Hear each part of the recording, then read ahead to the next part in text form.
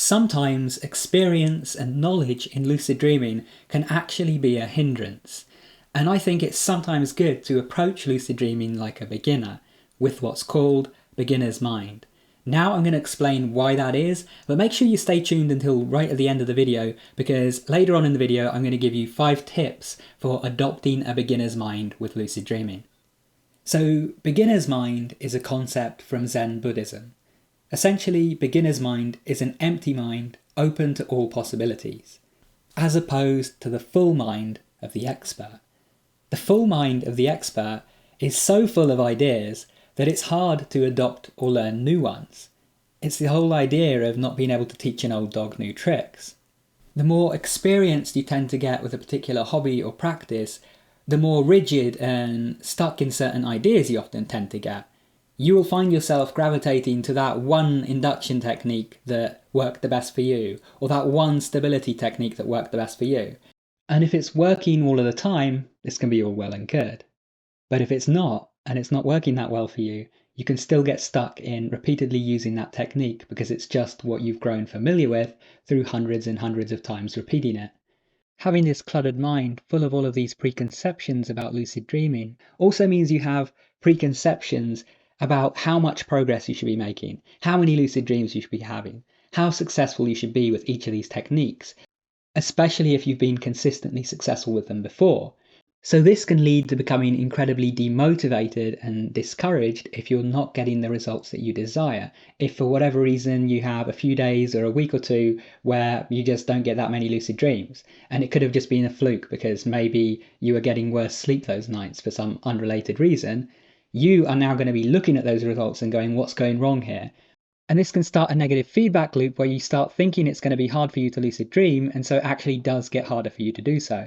That can also lead to you making poor decisions with regards to your lucid dreaming practice, perhaps practicing less because you don't feel as interested in it anymore, perhaps giving up on a really efficient technique just because you had that one bad week with it and you didn't stick it out for a bit longer to discover that it actually returned to being just as efficient a week later.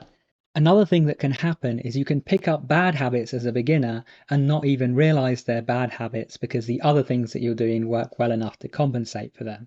So this video, aside from being inspired by my recent readings into Zen, was inspired also by a comment from Skyfall Blind Dreamer, who commented about the reactions of dream characters, whether positive or negative, being entirely based on what you expect to happen. And he really hit the nail on the head there, that you have to be careful about what you're expecting to happen anytime you perform a technique. And that was a bad habit that I myself had in my practice from very early on and didn't get rid of until recently. Essentially, I had these experiences early on where every time I mentioned that I was in a lucid dream to any dream character, they would all give me that death stare, and the dream would basically become a struggle of them trying to interfere with the dream in every way possible, or just acting very, very strangely in ways that distracted me. Now, because I expected this to happen, as it had happened multiple times before, it became the given result that I would see every time that I would interact with dream characters. Since then, I've just adopted a different expectation and I get a different result. Now, these days, it's still not something I do often in my dreams, because if I want to let a dream character know we're dreaming, I prefer to just assume that they already know and save myself the few seconds of time. But even this approach might not have worked out as intended if I still had those negative beliefs. So it's good to be able to weed out these bad habits and approach things with a fresh mind. But the last thing that I will say, and perhaps the most important, is just think right now what it's like to be a beginner. Your mind is completely open to trying anything, any technique, any idea, just to see what happens. Every night you go to bed excited to lucid dream, excited for what little bit of progress you might make tonight. And if you don't get lucid tonight, it doesn't matter. You're not going to get discouraged by one night of no progress. You're going to go at it again the next night and the next night and the next until you do. But surely we can't become beginners again. We always have this experience that we've had.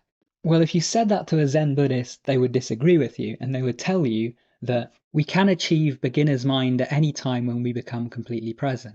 And you become this way through daily sitting practice, through sitting and meditating, simply watching your breath come and go, letting your thoughts come and go without grasping to them or forcefully trying to force them out, just letting them pass like a river. If you can do that every day and you sit in that state, then over time, as you adopt a consistent practice and you stick with that habit, you're going to find yourself becoming more present, in your day-to-day life. You will start naturally having those moments of beginner's mind where you look at something that you've looked at 1,000 times before and it's as fresh as if you saw it for the first time. Don't worry if you struggle with meditation at first, that's perfectly normal. I would suggest just starting with 5 minutes each day to ease yourself into the process. And basically what you want to do is watch your breath come in and out at the tip of your nose, or feel your diaphragm as you're breathing, and just pay attention to that in and out motion of the air coming and going. If a thought appears, or you realize you even got caught up in several thoughts and started being distracted from the process, don't worry, you've noticed that, so now bring your attention back to your breath. Repeat this process as many times as necessary, and you are meditating. The first few times, don't worry if it is a constant struggle of bringing your attention back to your breath every few seconds. That's often the case, especially if you have a busy, cluttered mind like most of us do in this day and age. But stick with it and gradually increase the amount of time that you meditate. I suggest adding a few minutes each day until you can get to 20 to 30-minute sessions. And if you can do longer, or do multiple sessions a day if you want to stick to that, say, 20-minute mark. We already know how great this can be for lucid dreaming in general, but it also really can help you get out of those bad habits that you've picked up along the way. Like it was one of the things that helped me learn to stabilize my dreams after for years I became convinced I was doomed to having short ones. So you just started meditation practice, or you've already been meditating a while, or you're about to start after this video, well, then I have some other tips for you. So the second thing that I'm going to suggest is realizing that past results do not affect future results in lucid dreams. There is no continuity from dream A to dream B. They are entirely separate dreams. So you rubbing your hands together to stabilize the dream in last night's dream and that not working has no effect on whether rubbing your hands together will work in tonight's dream. What does have an effect on that is your expectation. If you look at a string or series of failures with a particular technique and just assume that this is a run that's going to continue, that you're always going to find this technique just doesn't work for you because it hasn't these several times in the past, then that expectation is actually what's going to be creating the result of it not working for you in future. Now I know what you're perhaps thinking. Surely, Matt, this is exactly the same thing. Your past results are affecting your expectations, and those expectations are affecting your future results. But the difference here is you can change your expectation. And you can know that just because something worked or didn't work last night doesn't mean it's going to do the same tonight. But it certainly is likely to fail if you tell yourself that's what's going to happen. So don't make that mistake. Don't go into any lucid dreaming technique, any dream control technique, with the expectation that you're not going to get the results that you desire. Always go in with the expectation that you can get those results. So with that in mind, my next tip for you is going to be to take the time to revisit some old, forgotten or abandoned techniques. Those techniques that you felt weren't right for you, and maybe they weren't at that particular time when you tried them. But it's been a while now, your mind probably doesn't have as many preconceptions about how they're going to behave now, so try them with a fresh slate, as if you don't know what to expect whatsoever. Because I mean, truly, if it's been a while since you last performed them, you don't know what to expect. Maybe some other variables in your life have changed unknowingly that are going to make these techniques work a lot better for you now. You have to remember, after all, how many times you have evolved or changed throughout your life so far. You've likely found new hobbies, new music tastes, new friends, new places that you visit in the last several years, but you might still have some old ones that you never grew out of. You might have some old ones that if you went back to them now, you would really enjoy, despite never having enjoyed them back in the day. We are creatures of change, and you have to accept that that's also the case with lucid dreaming. So revisit some old techniques and go in not knowing what to expect. But as well as this, my fourth tip for you is to take the time still to try new techniques. Try things that you haven't done before. And if you feel like you've done every technique out there, start inventing your own. Start putting your own little twist on the various techniques out there and see if it works better or worse. Do something that you've never done before, because when you do that, you are, for a little bit of time, having beginner's mind with that particular technique.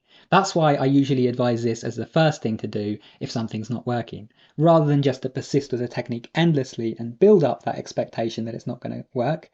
Take a break from it for a while. Do another technique, something that's new and fresh, that you have no expectations about, so you don't have that poor subconscious expectation that it's not going to work. And then you can always come back to the other technique a little bit later, like I suggested in the previous tip. And the things that you can switch up to make a technique more fresh, to get that beginner's mind effect back, can be very, very small and simple. You can reorder your reality check routine. You could give a brand new dream journal app a try. Or if you're using a physical dream journal, you can buy a new one, or you can switch to writing in a different color. Little changes like this, though subtle, can have a big difference on how you mentally view that activity. And you can also mix a little bit of this in with the last tip. If you're revisiting an old technique that you never had much success with, instead of just revisiting it in the way that you did it at the time, perhaps put a tiny little spin on it. Something that isn't going to break the method, but that gives it your own unique flair, so that you are a bit more excited to do it, and so that you have some feasible reason that, hey, things are different this time, so maybe the results will be too. It's just a little way of playing with your subconscious mind like that. And last but not least, my fifth and final tip for you today is to do what a beginner would do when performing that technique. And you know what the first thing a beginner does? They look up a guide. Don't ever tell yourself that you're too proud or too good to use someone's guide. Even if you've done a technique 1,000 or 10,000 times before, you are never too experienced to actually look at those guides that you first learned from and see what's changed over the years. Because maybe you have added some of your own flares and not even realized it. Or maybe you remembered something wrong about the technique. And maybe it's kept working, but perhaps you found that sometimes the results aren't what they used to be. And sometimes it could be something as simple as needing to refresh the technique a little bit. Doing what a beginner does also means watching a bunch of these videos, watching some dream story videos and getting excited, thinking about all the exciting things that you're going to do. And you don't have to set yourself some lofty goals for self-improvement things that you're going to do in these dreams. Think about the things that you wanted to do in your first ever lucid dreams, those things that just seem so fun. And maybe think of a few that you never even tried in the end because you got distracted doing other things. Get yourself as excited to get in bed tonight, set that 6-hour alarm and perform a technique as you were the very first time that you did that. And do that tomorrow night and the night after that and the night after that. Those that have read the Lucid Dream book, the book I created to help people learn to lucid dream, or who've taken my Advanced Lucidity Lucid Dreaming course, don't just get through it the once and assume you've absorbed everything.